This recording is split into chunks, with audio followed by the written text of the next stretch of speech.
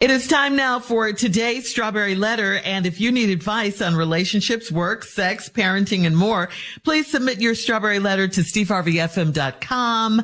Click Submit Strawberry Letter. We could be reading your letter live on the air, just like we're going to read this one right here, right now. You never know. It could be yours. It could be yours. Buckle up and hold on tight. We got it for you. Here it is. Strawberry Letter. Thank you, nephew. Subject, I know my man's hands. Dear Steve and Shirley, I'm a 36-year-old married woman and my husband is 38. I'm pregnant with my second child and I'm too far along to travel, so my husband went to his baby sister's wedding without me.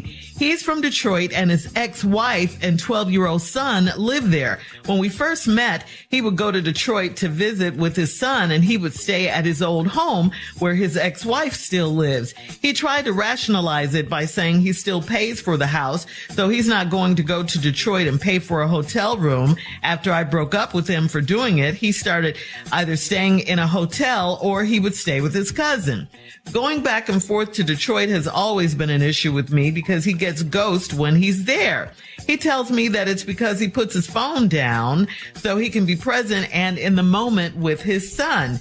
But I think he's over there with his ex-wife playing house. When I noticed I was nagging him about it, I stopped mentioning it. Now when he is there, if he ignores my calls, I ignore his. I hate playing games at this age, but I have to get his attention somehow. So back to the topic at hand. My husband went to Detroit for his sister's wedding and he told me that his ex-wife was invited. I cannot argue with that because she will be linked to the family forever through their son. I saw photos days after the wedding and his ex-wife was in a lot of pictures with the family. One picture was taken of her back and there was a hand on her lower back right at her butt. It was my husband's right hand. He can deny it all he wants. That's right. I know my man's hands. I'm going crazy thinking he was with his ex all weekend. Is it not his responsibility to make me think otherwise? No, I don't think it's his responsibility to do that. You saw what you saw. You saw your husband's hand on her lower back. Don't leave it up to him to try to make you think you saw something other than what you saw. You saw it with your own eyes and you cannot unsee it. Where there's smoke, there's fire. And his hand on her lower back, right at her butt, as you say, means they're still very close and familiar with each other. Kid aside, yes, he could very well have been with her this weekend in Detroit. Of course, he's going to deny it. I mean, what else is he going to say? You busted him. What is he going to say? It wasn't his hand? You definitely should know your husband's hand. And he's not going to tell you the truth. No chance of that. You already know what's up anyway. Didn't you say you left him early on in your relationship because of his situation with her? All of this getting ghost when he's in Detroit, putting his phone down, not answering when you call. All that sounds very suspect to me. Spending time with his son does not require him to spend time with his baby mama too. Period. Steve? This is going to be a tough one here. Yeah. Wiggle out of this one. Fix it for him, dog. I'm already out. It's a loophole in this letter. A very, very large loophole. Mm-hmm. I'm about to dive through it. What? It sounds like you about to lie. Men, we be in some situations here. Whenever you meet a man or a woman, know that there comes a history with these people. Nobody is history free. Everybody has a present. Everybody has a past. That's how you get to the present. Mm-hmm. You need the small P to become the big P. Past, present. And what's the most important thing? The big P. Present. But y'all like to bring up the past. So now what we got to do is cover the past. Shade the past. Make it appear to be something that it wasn't. So we can get on with the present. See, I'm doing the same thing this woman did in this letter because it took her a long time to get down to the crux of this letter, but she thought she was in court, so she was presenting her case. She's 36. Her husband's 38. She's pregnant with her second child, so she can't travel. So your husband went to his baby sister's wedding without me. Well, he is his baby sister, so we don't have a problem there. But this is all to set us up for her side of the story. He's from Detroit. His ex-wife and 12-year-old son live there. He has a past. They were married.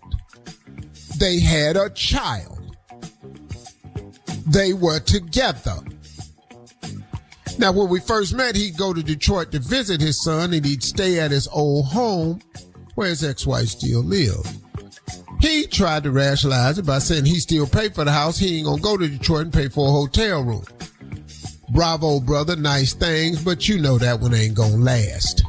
That one ain't gonna last. Now, I must tell you that type of thinking is not gonna last. I can't help you with this one, dog. I ain't know the hell I'm going to Detroit. I'm paying for this house. I'm going to pay for a house and a hotel. Yes, you will. So you broke up with him for doing it.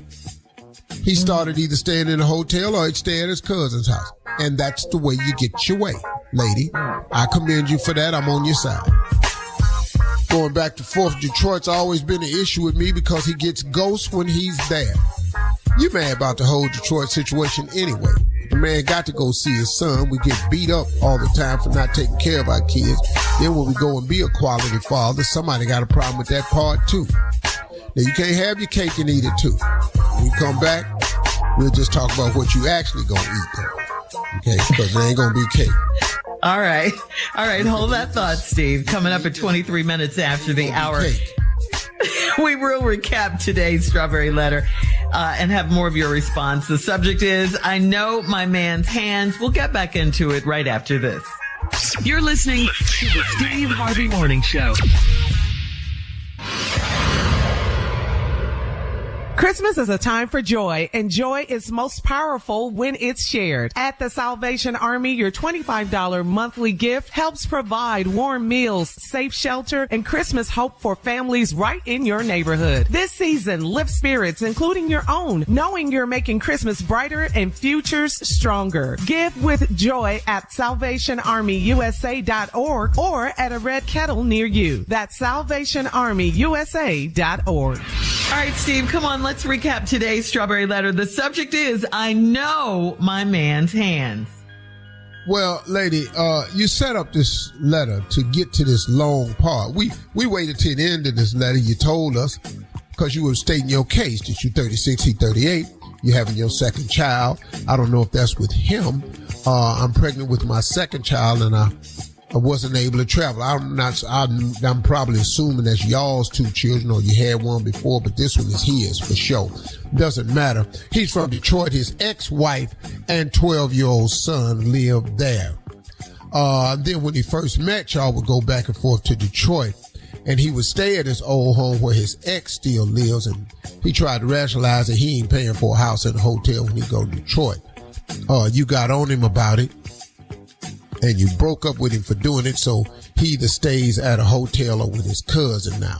Bravo, lady, you did the right thing. Put your foot down, stop that. It's hard for me to fix that one too, bros, because I'm not going to be able to help you with this one right here. You can't stay at the woman's house, and it's really not I can give you. That one ain't going to fly. So anyway, going back and forth, Detroit's always been an issue, because he gets ghosts when he's there. He tells me it's because he puts his phone down so he can be present and in the moment with his son. Ain't God good? Now, Daddy, listen to me. If your son 12 and he don't know that the phone gonna ring sometime, we need to turn him on to technology, because he at that age where y'all probably considering getting him a phone anyway. So you putting your phone down so you can be present. Then you say, but I think he over there with his ex-wife playing house. Then you say, when I noticed I was nagging him about it, I stopped mentioning it. So when he's there, he ignores my calls. Ignore the wife's calls? Help him. Boy, help him. Help him. I can't help you with this right here. Ignore the wife's calls? Bruh, you have got to find a way to answer that phone and say, baby, we in the movies now. Baby, I'm putting him to sleep. But he 12, so that ain't gonna work. I don't know, you been reading bedtime stories. You got to do something, but you cannot ignore her calls. You got to pick that phone up and say something else, dog. Yes. You cannot ignore your wife call. I can't help you with him. So if he ignores my calls, I ignore his. Well, he probably saying hallelujah to that. I called you, baby. You ain't answer. Whew, that's a relief. So you stupid. You giving him more free time now. You stupid. That's a dumb move, lady. Stop doing that. Stop ignoring his. Gonna pick him up and just say, hello, where you been? Just right you ready to talk now? Oh, I guess it's convenient for me now while I'm carrying your baby. Oh, it's a whole lot of stuff you can say when you pick that phone up to make him want to vomit. My husband went to Detroit for his sister's wedding. He told me his ex-wife was invited. Oh, first of all, let me tell you this. She said, I hate playing games at this age, but I have to get his attention somehow. So back to the topic at hand. We are 90% through with the letter before she gets to this part. My husband went to Detroit for his sister's wedding. He told me his ex-wife was invited. I could not argue with that because she is linked to the family forever through the son. Okay, got that. I saw photos the day after the wedding and his ex-wife was in a lot of pics with the family. Yeah, she was there. You would have been in pics too, but you couldn't make it because you was pregnant, right? One picture was taken of her back, and there was a hand on her lower back, right at her butt. It was my husband's hand. He can deny it all he wants. I know my man's hands. I'm going crazy thinking he was with his ex all weekend. Is it not his responsibility to make me think otherwise? Yes, it is his responsibility to make you think otherwise, and he did just that. He said, that is not my hand. You says he can deny it all he wants. I know my man's hand. That is not my hand. You know how many people got this hand right here? You, just you. A whole lot of people got hand look like mine. Oh, please. Did you see my face back there on her back? On her butt?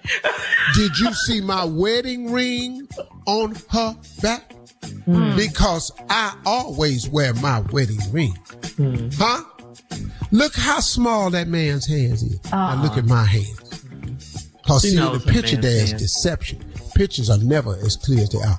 It is the size of the man's hand that I would win this argument, and I will make a refer to a case in the past. If it doesn't fit, you must acquit. That is not my hand. It is the wrong size. Oh, it looked like my hand, but it ain't right. I put my hand up against that picture, which will be way bigger, and I'll go right there. Look at that. Look at the hand size. Let me take my hand and put it on your lower back. All right. Leave your comments. That is not my hand. Is it his responsibility to make me think otherwise? Yes, and he did it. No, he didn't. And no. Leave your comments on today's Strawberry Letter. Quoting on Instagram at Steve Harvey FM. And check us out on the Strawberry Letter podcast on the free iHeartRadio app, where free never sounded so good. You're listening to the Steve Harvey Morning Show.